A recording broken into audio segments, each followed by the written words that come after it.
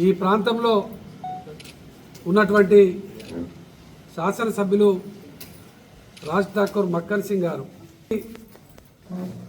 ప్రజాస్వామ్యాన్ని కూని చేయడం మాత్రమే ఇలా తెలుస్తూ ఉన్నది. రామగుండంలో ప్రజాస్వామ్యం లేదు.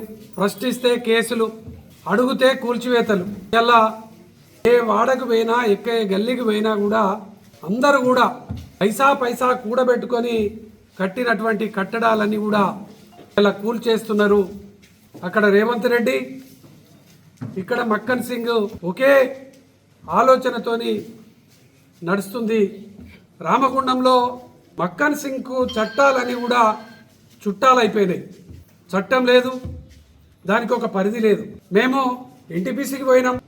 ఎమ్మెల్యే అయిన తర్వాత 3 నెలల్లోనే, ఆనాడు మేము కౌన్సిలర్గా ఉన్నప్పుడు ఉపాధి చూపించినటువంటి చిరు వ్యాపారస్తులను తీసేసిరు.